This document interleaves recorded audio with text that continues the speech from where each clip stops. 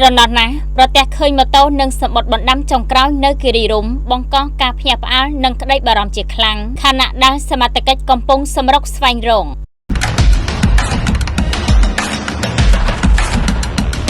ខេត្តកំពង់ស្ពឺហេតុការណ៍ដ៏សែនរន្ធត់និងគួរឲ្យសោកសង្រេងមួយបានកាត់ឡើងនៅក្នុងតំបន់ឧទ្យានជាតិព្រះសរាមរិទ្ធកុសុមគិរីរម្យបន្ទាប់ពីកម្លាំងសមត្ថកិច្ចនគរបាលបានប្រទះឃើញម៉ូតូមួយគ្រឿងរួមជាមួយនឹងសម្ភារៈប្រើប្រាស់និងសម្បត្តិសរសេរដោយដៃដែលមានខ្លឹមសារដូចជាបណ្ដាំចុងក្រោយករណីនេះបានបង្កឲ្យមានការភ្ញាក់ផ្អើលនិងក្តីបារម្ភយ៉ាងខ្លាំងពីសំណាក់មហាជនចំពោះសុវត្ថិភាពរបស់ម្ចាស់ខ្លួនតាមប្រភពព័ត៌មានពីសមត្ថកិច្ចដែលប្រចាំការនៅឧទ្យានជាតិគិរីរម្យបានឲ្យដឹងថាកាលពីវេលាម៉ោងប្រមាណ 3:30 នាទីរសៀលថ្ងៃទី 19 ខែមិថុនាឆ្នាំ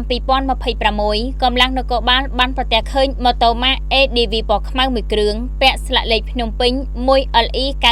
9373 ចតទុកចោលដោយគ្មានមនុស្សនៅក្បែរនោះឡើយម៉ូតូនេះត្រូវបានគេប្រទះឃើញនៅចំណុចផ្លូវបំបែកជា 3 ឆ្ពោះទៅកាន់ក្រុមហ៊ុនវីរៈប៊ុនថាំក្នុងតំបន់រមណីយដ្ឋានទេសចរគិរីរម្យស្ថិតនៅក្នុងភូមិថ្មីឃុំចំបក់ស្រុកភ្នំស្រួយខេត្តកំពង់ស្ពឺវត្ថុតាំងនិងសម្បត្តិបណ្ដាំដ៏ឈឺចាំក្រោយការត្រួតពិនិត្យជុំវិញទីតាំងកើតហេតុសមត្ថកិច្ចបានរកឃើញសម្ភារៈផ្ទាល់ខ្លួនជាច្រើនដែលបន្សល់ទុករួមមានកាបូបស្ពាយនិងកាបូបយួរស្បែកជើងនិងខ្សែក្រវ៉ាន់ទូរស័ព្ទដៃនិងឯកសារអត្តសញ្ញាណមួយចំនួនអ្វីដែលធ្វើឲ្យបរិយាកាសកាន់តែអាប់អួរនិងរន្ធត់ចិត្តបំផុតនោះគឺការរកឃើញសម្បត្តិមួយសន្លឹងដែលសរសេររៀបរាប់ពីការសម្រេចចិត្តដ៏ឈឺចាំព្រមទាំងបានបន្សល់ទុកនៅលេខទូរស័ព្ទទំនាក់ទំនងរបស់សាច់ញាតិដើម្បីឲ្យជួយប្រគល់ម៉ូតូនិងសម្ភារៈទាំងអស់នេះទៅកាន់គ្រួសារវិញប្រភពដដែលបានបញ្ជាក់ថាភ្លាមបន្ទាប់ពីទទួលបានតម្រុយនេះកម្លាំងសមត្ថកិច្ចនិងអាជ្ញាធរពាក់ព័ន្ធបានសហការគ្នាបង្កើតក្រុមរុករងដើម្បីស្វែងរកម្ចាស់សម្បត្តិខាងលើភ្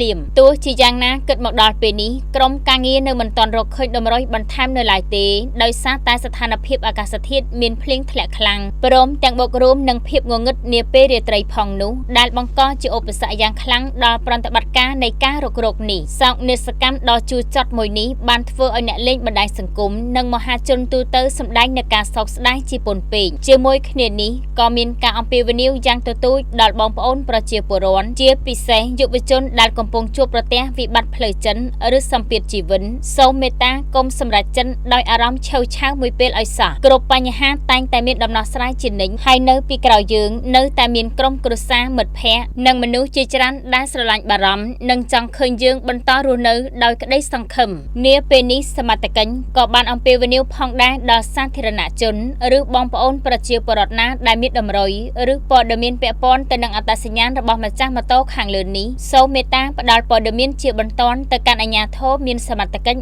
ដែលនៅជិតបំផុតដើម្បីជួយសម្រួលដល់កិច្ចការងាររុករងនិងបញ្ជាក់ពីការពិតនៃហេតុការណ៍នេះរាយការណ៍ដោយលោកមុតចត្រាហៅប្រមាញ់ជ័យដែន